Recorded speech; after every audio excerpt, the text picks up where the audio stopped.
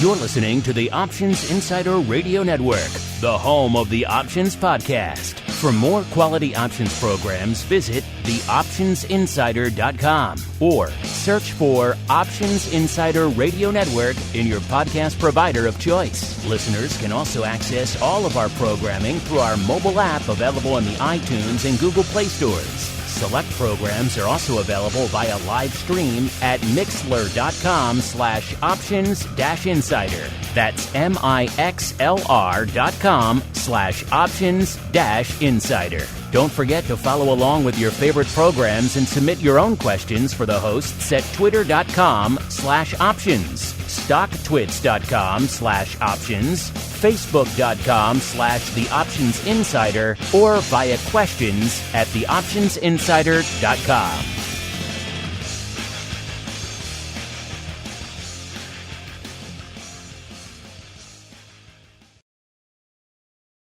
Welcome to the Options Playbook, the program where we break down cutting-edge option strategies and explain how you can incorporate them into your own portfolio. Whether you're looking to grow your capital with some offensive maneuvers or protect your investments with defensive plays, you can find them all in the Options Playbook.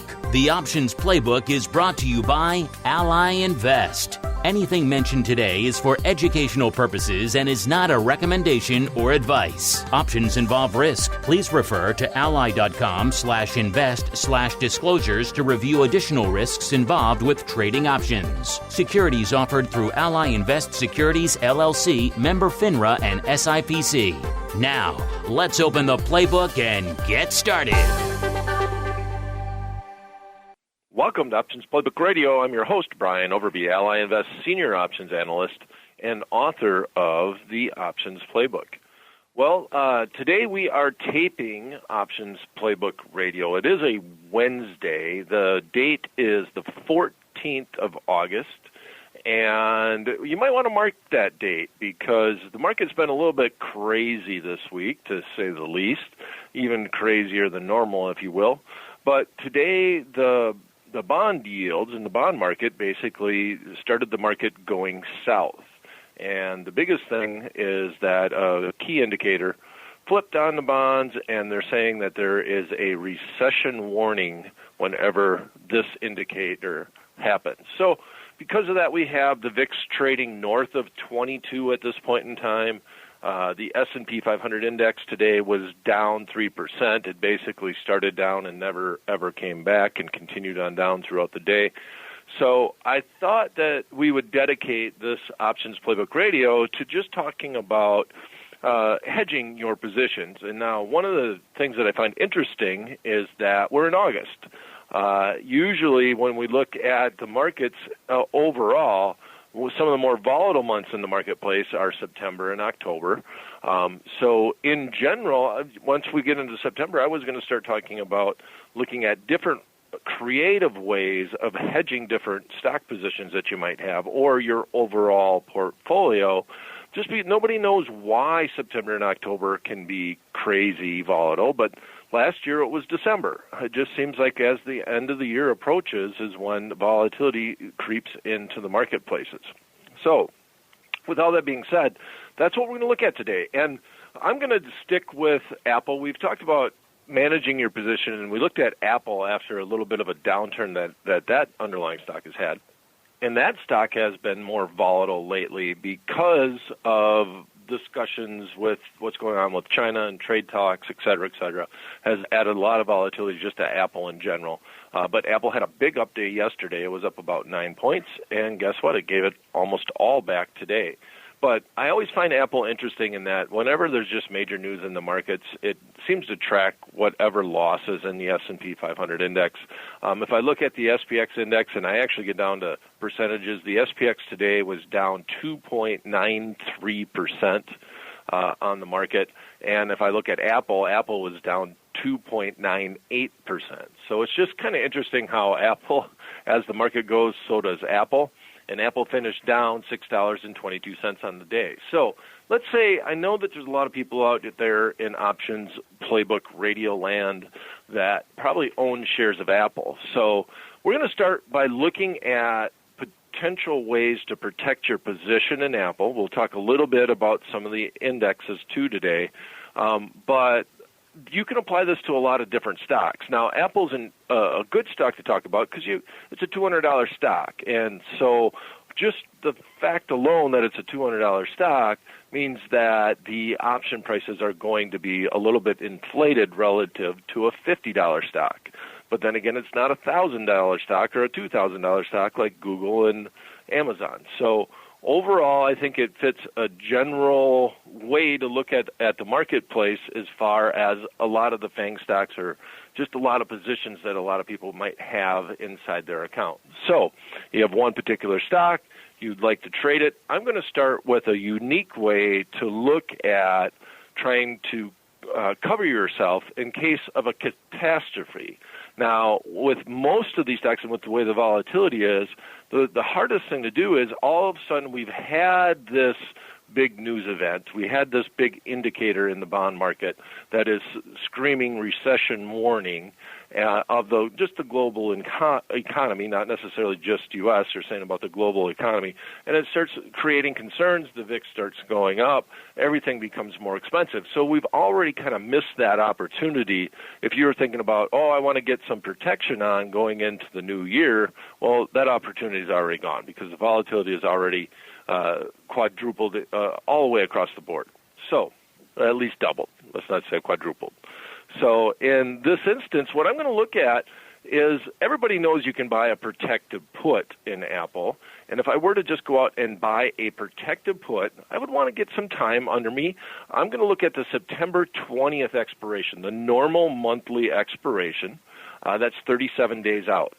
So if I were to buy some protection 37 days out in Apple, we see the stock at 202.75. So I'm going to look at the 200 strike. It just makes it simple to talk about. That's $2.75 out of the money. And we see that 200 strike is trading at the midpoint for about $6.50. All right, so let's do the math. We have the stock trading at 202.75. $6.50 isn't a ridiculous amount to pay as far as protection is concerned. So $6.50 on a $202.75 stock is about 3.2% or about 3.25% if you want to just make the math simple. And then if you put in the deductible, which is the difference from where the stock is at down to the strike price, it's the way we look at protected puts, that adds another $2.75 onto the total cost, because you got to think your insurance doesn't kick in until it gets to 200. So that means the total cost would be the premium plus the deductible, or $9.25, and that's about 5% of the total stock price. The stock was up $9 yesterday. So that's an okay way to approach this is to buy some puts right now, but a lot of people just can't pay that $6.50. They know that it's probably the best thing to do, but they just don't feel like paying it to get into the trade. Okay, so here's my proposal. Let's sell some option contracts. Now, we're saying we own 100 shares of Apple, so I don't want you to forget this concept. But I'm going to go into the options world and use some of the strategies that we have looked at around earnings. And what we're going to talk about doing today is going to be a back spread with puts. All right, so we're going to sell one option contract to hopefully pay for two option contracts. But this is an insurance product, so if we want to get it to the point where we're going to pay or have that short option pay for the entire cost of the two options that we're going to buy, I think you got to make too wide of a spread. So if I'm thinking about using a back spread with puts, I like to call it the pay later put. In other words, you look at selling a put on the stock that you own, you buy two puts. So one of the puts is going to be covering the option that you sold, and the other put's going to be covering the stock that you have on. Now, if the stock continues on up, and all of a sudden this recession warning all becomes a hoax because of quoting or some reason or rationale behind it, and the stock market goes screaming back up, I just don't want to have to spend that much on my protection. And that's what this protected put will do. But if I'm wrong and the market goes down and it just kind of trickles on down, well, that's the worst case scenario for the back spread with puts. And that's why they'll sometimes call it a pay later put. If the stock will drift down towards the long strike of the two puts that you're buying, well, and it just stops right there, that means your insurance doesn't really help you out, and you end up having the maximum loss on your put, okay, on your position, I should say, i.e. your back spread that you put on. So it's called a pay later. Like if the market goes up, you're going to pay a much lower cost right now, but if the market just kind of drifts down, you're going to have to pay for that insurance anyways that you were willing to pay for up front. But if the market really tanks, guess what? You're protected all the way down to zero. Why? Because you have an extra put. So it's an interesting way, an interesting trade to do as opposed to just buying a protected put outright. So let's do it. Let's do it. Okay, so here's our paper trade. And as always on Options Playbook Radio, this was never meant to be a recommendation, but we're going to look at this put option. Okay, so once again, we are taping. It is Wednesday. The markets are closed at this point in time. We had a pretty decent down day in the markets overall. Apple joined in on that down day, down about almost 3% on the day. The markets are closed. It is Wednesday, the 14th of August. The stock closed at $202.75. We're going to look at the 200 strike to give us a little bit of protection. But in this instance, we're going to end up actually selling that $200 strike. And then we're going to use the proceeds to try to buy two of the 195 strike puts. We can do this entire trade for $2.55 to my account. All right. So another way that I can say this is that I'm going to sell a put credit spread to help pay for an extra put. So by doing this, I'm going to have a margin requirement. That put credit spread is 5 points. So if I add the $2.55 onto my $5 margin requirement, I'm going to come up with $7.55. Now, that's my total risk in this scenario is that $7.55, but I also do have a little bit of a deductible here that I have to take in. So overall, it's $7.55, which is my total requirement. If I went all the way to expiration and that underlying stock stopped right at the 195 level and just sat there and the options expired, that would be my maximum risk, right? Because if it continues on down, I have an extra put, and that's going to help offset some of that risk along the way. Plus, I got to add that deductible, just like we did on our protected put, which is $2.75 plus $7.55.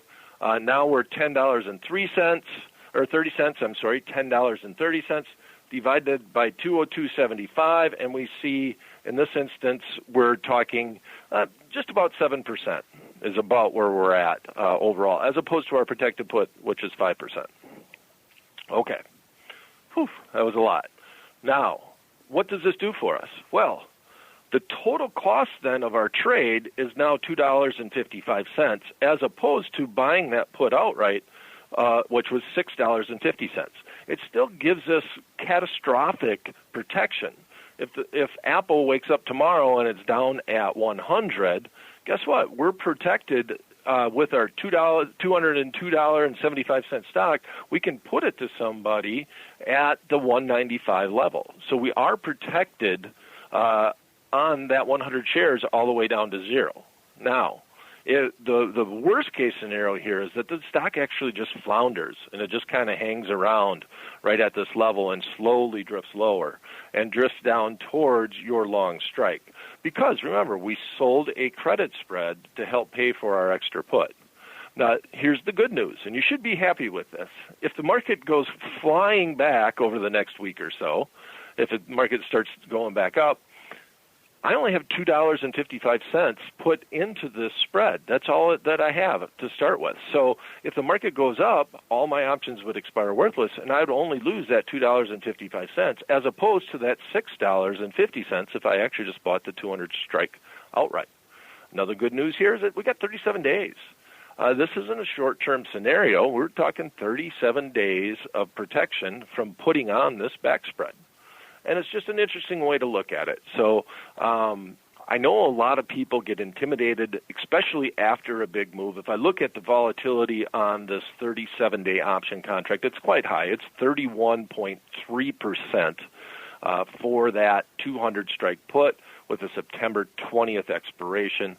And a lot of people look at that and say, I don't want to pay that vol. I don't want to pay that price. Apple will just come back anyways, and then they just play the hope game and say, I hope it comes back. This is just an interesting way to, actually we're looking at about a quarter of the total cost to buy that protected put. Now, once again, it makes sense, though, that if you are a little bit wrong and the market just kind of goes down a little bit in this instance, and it does it, and you wait all the way to the expiration date before you get out, that's where the name pay later put comes in, because I pay that $2.55, but the maximum that I could actually lose on this trade would be an extra $5 or $7.55. So everything with options, it's all about trade-offs. Which one do you like and which one don't you like? Now, with all that said, I'm getting a little bit long-winded, but you don't want to get too fancy with this type of trade. Let's just look at just doing a put spread. Are you really worried that Apple's going to go to zero? Well, if you're not worried about that, well, why don't we go on out and just buy that 200 strike put and maybe go down whatever you feel. You want to go down 10%, you'd be looking at the 180 strike, or another 10 points down to 190, you'd be looking at that strike. If I look at those option contracts, they're trading for some decent premium too because the volatility has increased. The 180 strike would be, right now at the midpoint, it's trading for 175. The 190 strike is trading for 3.25. So you can greatly reduce your cost overall on your protection if you're willing to basically reinsure and sell a put a little bit lower down.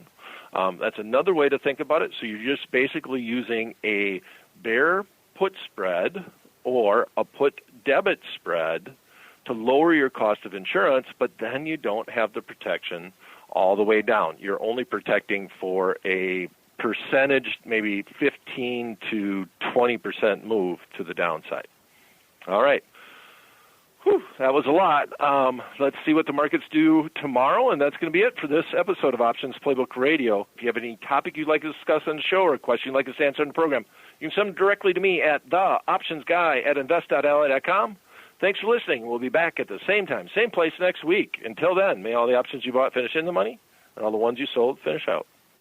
The Options Playbook is brought to you by Ally Invest. Anything mentioned today is for educational purposes and is not a recommendation or advice. Options involve risk. Please refer to ally.com/invest/disclosures to review additional risks involved with trading options. Securities offered through Ally Invest Securities, LLC, member FINRA and SIPC. You're listening to the Options Insider Radio Network, the home of the Options Podcast. For more quality options programs, visit theoptionsinsider.com or search for Options Insider Radio Network in your podcast provider of choice. Listeners can also access all of our programming through our mobile app available in the iTunes and Google Play stores. Select programs are also available via live stream at mixlr.com/options-insider. That's mixlr.com/options-insider. Don't forget to follow along with your favorite programs and submit your own questions for the hosts at twitter.com/options, stocktwits.com/options, facebook.com/theoptionsinsider, or via questions at theoptionsinsider.com.